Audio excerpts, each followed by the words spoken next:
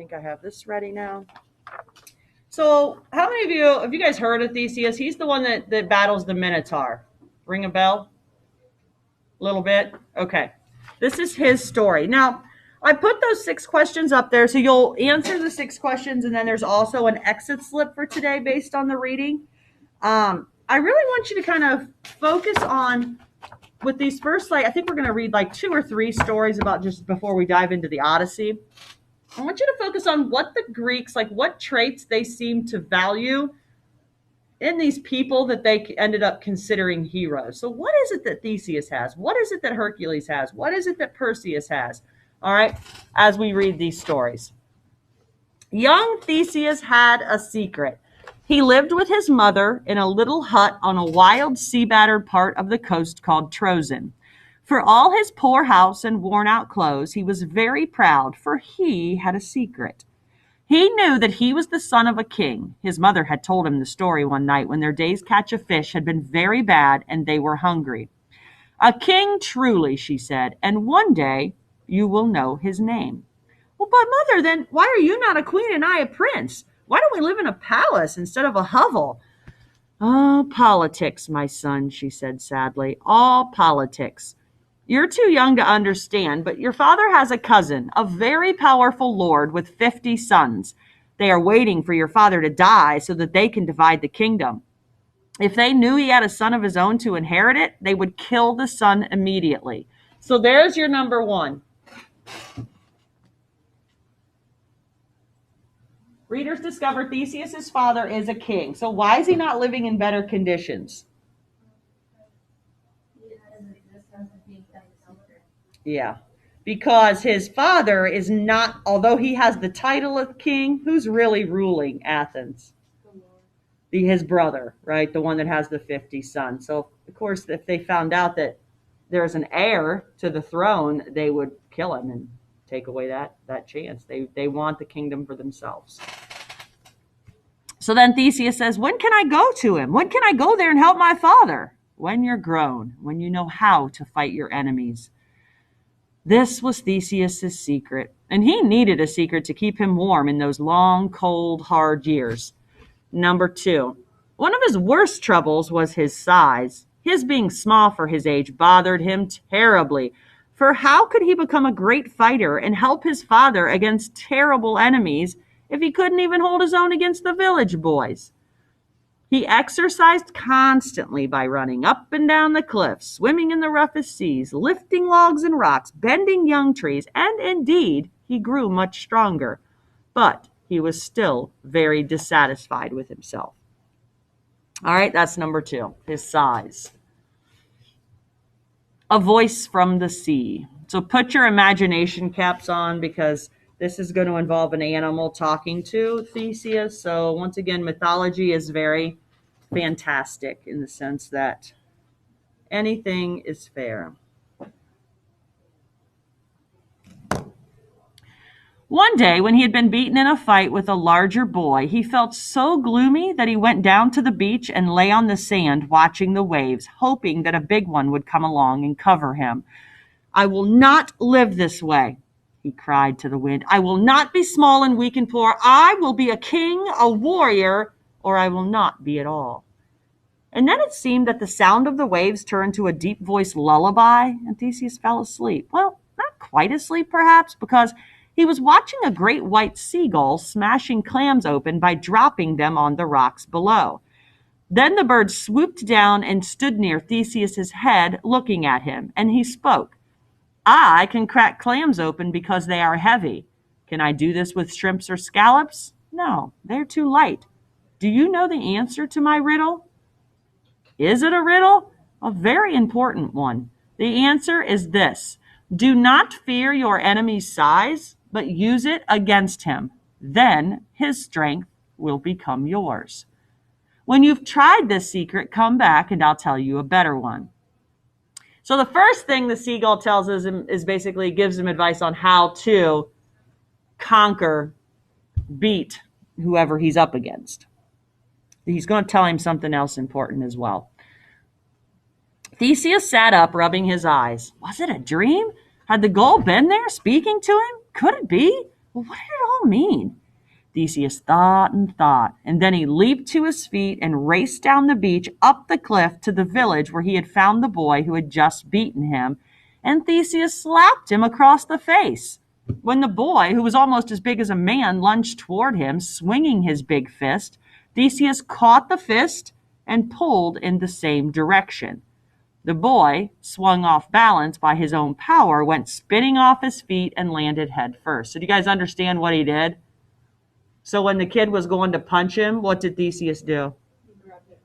He grabbed and pulled, and then the kid went with his own momentum, went flying. All right. The big fellow lumbered to his feet and rushed at Theseus. Oh, sorry. I missed a sentence. Get up, said Theseus. I want to try that again. The big fellow lumbered to his feet and rushed at Theseus, who stopped suddenly. The boy went hurtling over him and landed in the road again. This time he lay still. Wow, said Theseus, that was a smart goal.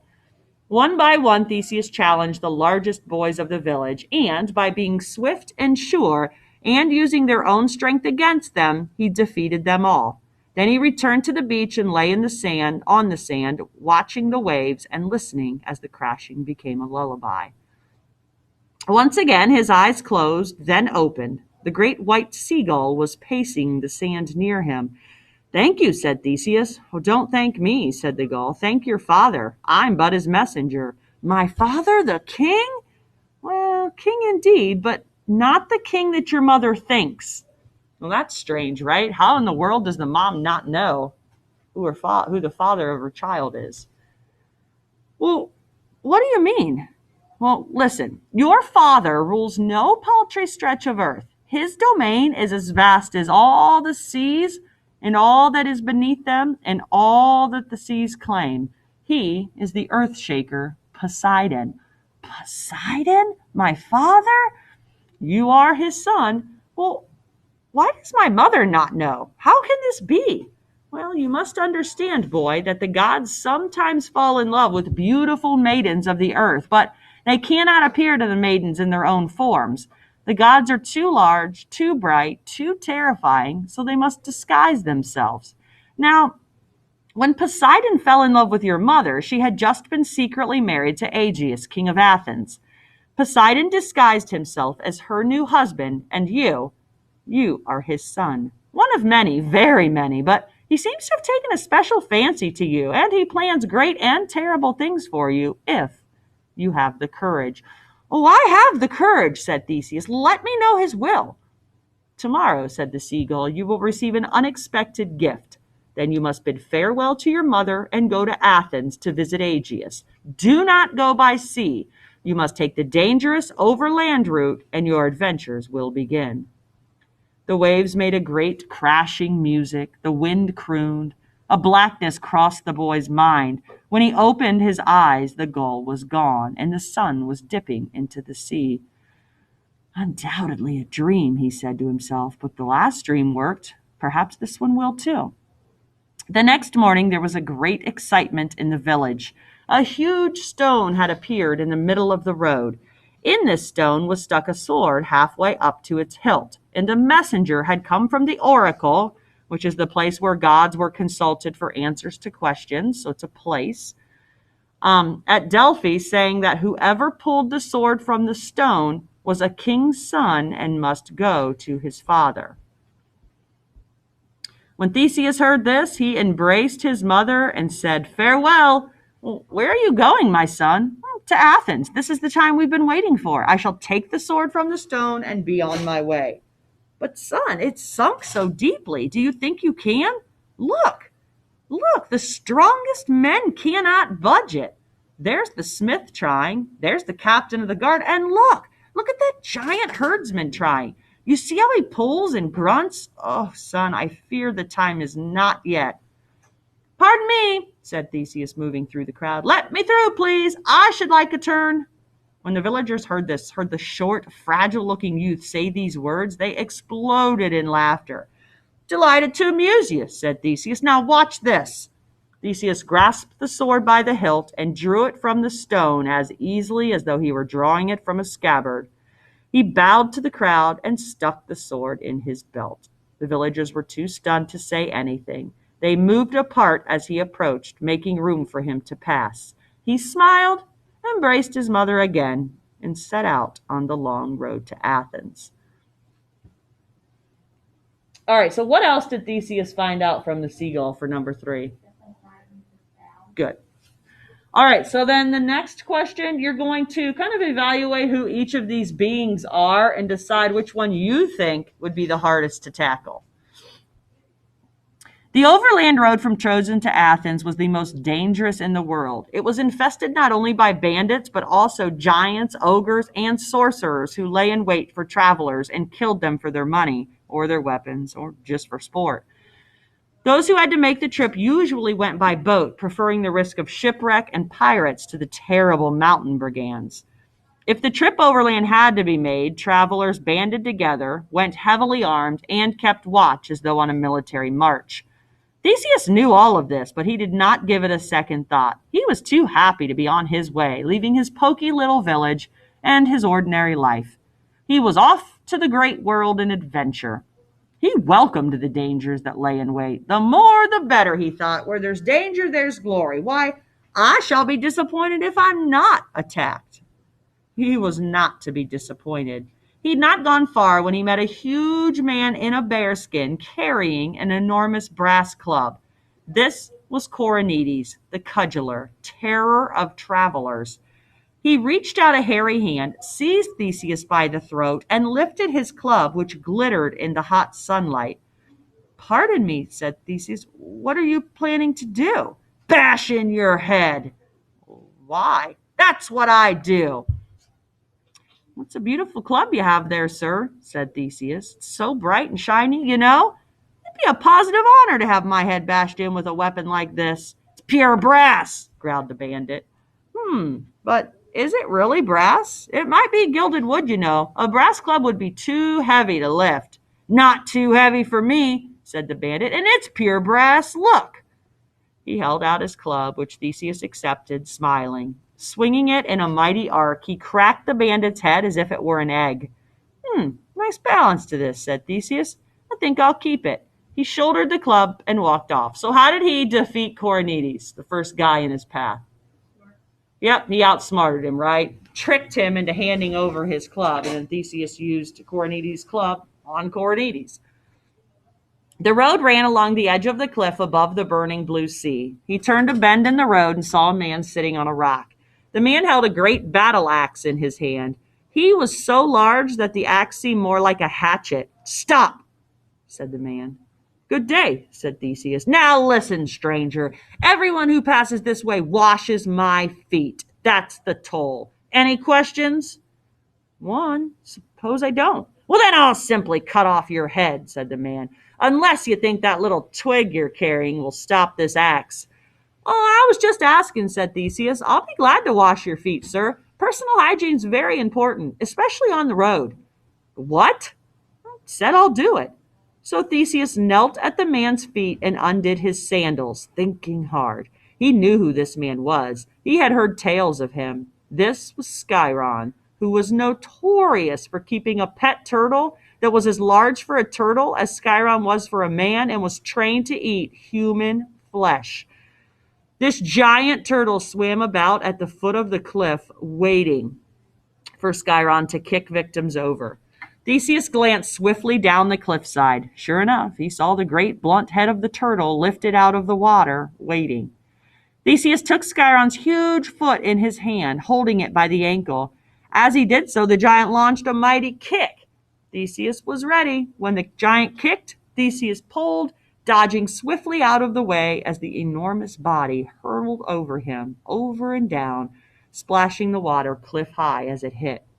Theseus saw the turtle swim toward the splash. He arose, dusted off his knees, and proceeded on his journey. How'd he beat Sciron? What happened with Sciron?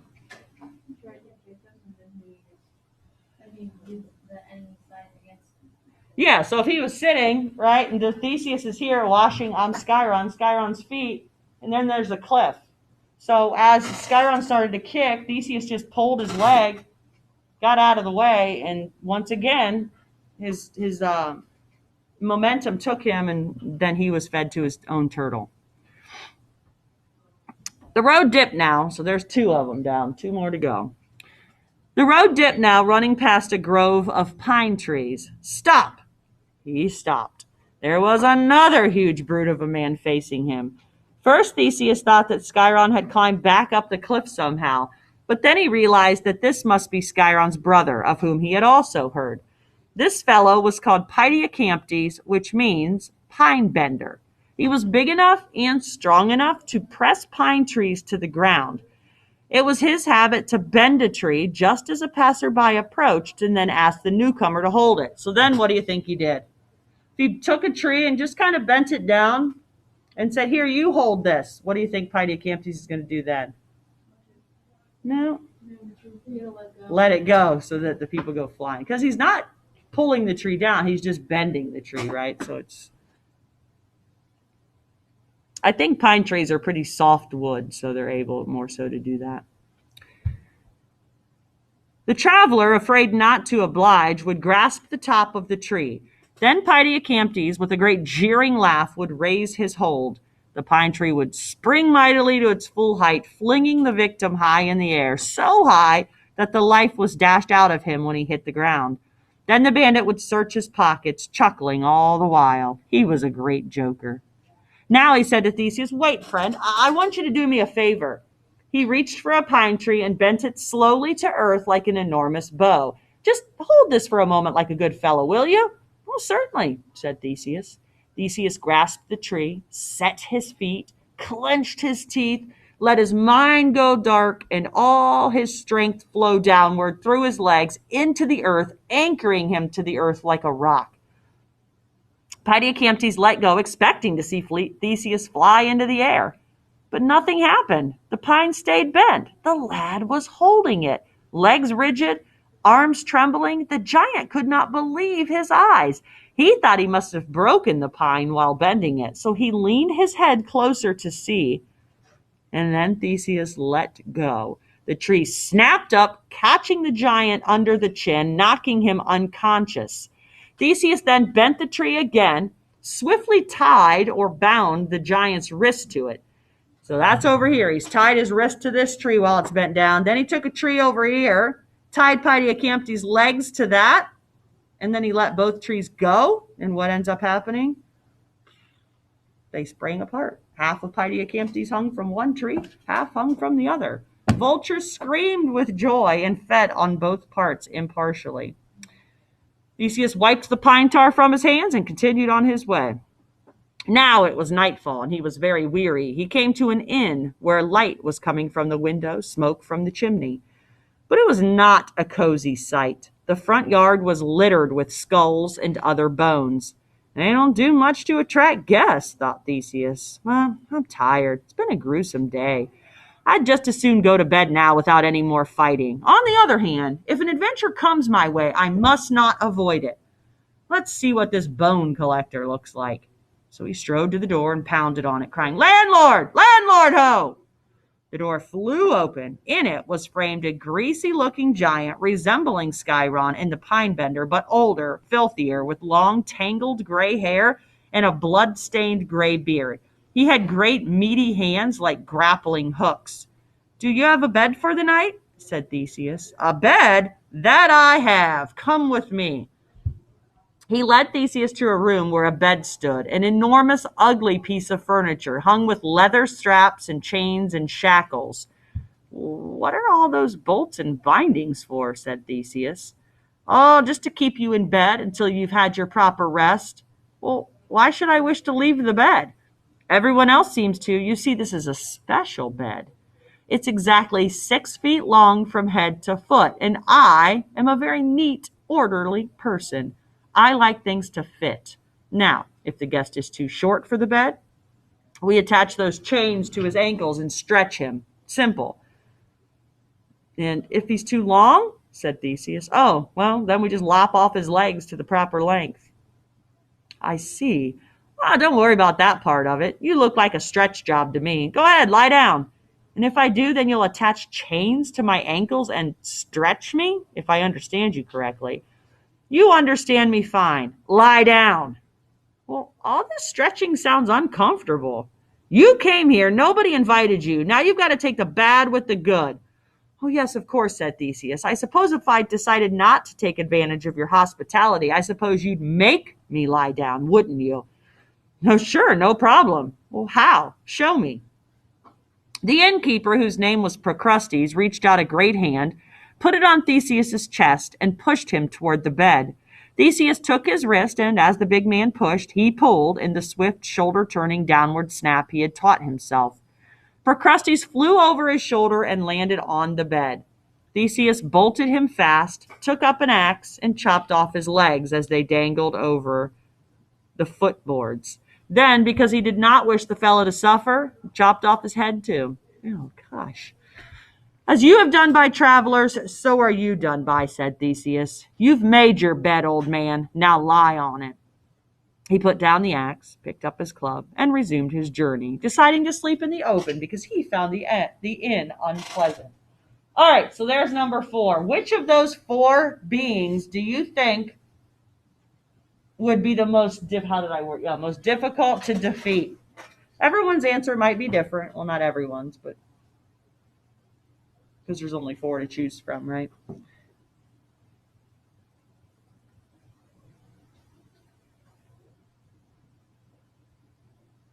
All right, last section for today. Athens was not yet a great city in those days, but it was far more splendid than any Theseus had seen. He found it quite beautiful, with arbors and terraces and marble temples. After the adventures of the road, however, he found it strangely dull. He suffered too from humiliation, for although he was the king's son, his father was in a very weak position, so he could not be a real prince. It was his father's powerful cousin, the tall, black-browed Pallas, with his 50 fierce sons, who actually ran things. Their estate was much larger and finer than the castle, their private army stronger than the royal guard, and Theseus could not bear it. Why was I given the sign? He stormed. Why did I pull the sword from the stone and come here to Athens? To skulk in the castle like a runaway slave? Difference does it make, father, how many there are? After we fight them, there will be many less. Let's fight right now. No, said Aegeus, we cannot. Not yet. It would not be a battle. It would be suicide. They must not know that you are here. I'm sorry now that I had you come all the way to Athens. It's too dangerous. I should have kept you in some little village somewhere outside of town where we could have seen each other every day, but where you would not be in such danger.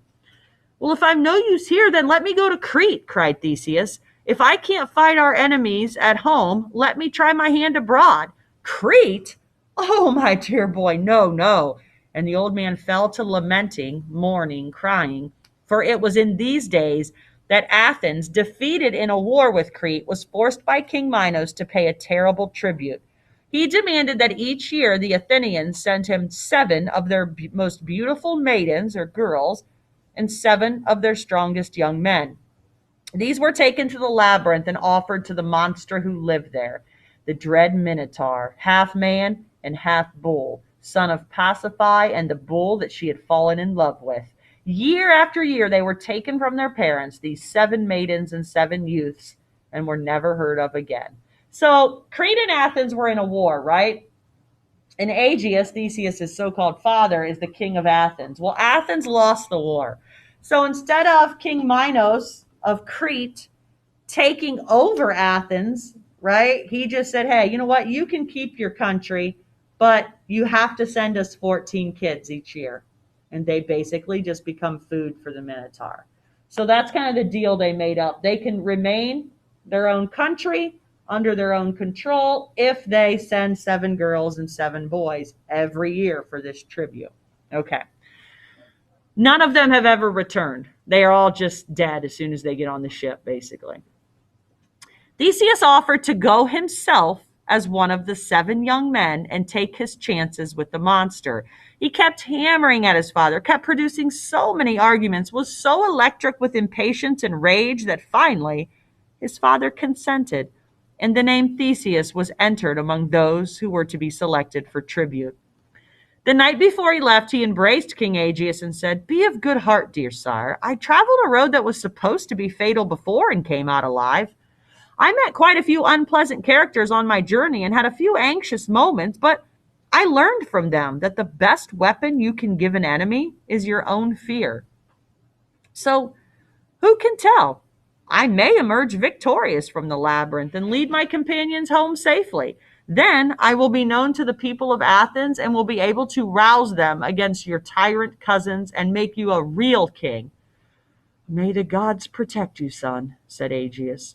"I shall sacrifice to Zeus and to Ares and to our own Athena every day and pray for your safety." "Oh, don't forget Poseidon," said Theseus. "Oh, yes, Poseidon too," said Aegeus. "Now do this for me." Here's number 6. Well, I guess we covered 5 too, but here's 6 specifically.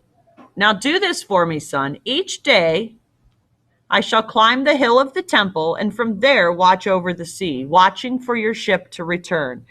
It will depart wearing black sails, as all of the sad ships of tribute do.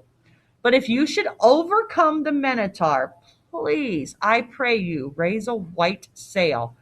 This will tell me that you are alive and save a day's vigil." "That I will do," said Theseus. "Watch for the white sail." All right, we're going to stop there today. You have those 6 questions to answer. Then if you go back onto the Schoology page, there's an exit slip as well, okay? And then we'll finish this story tomorrow.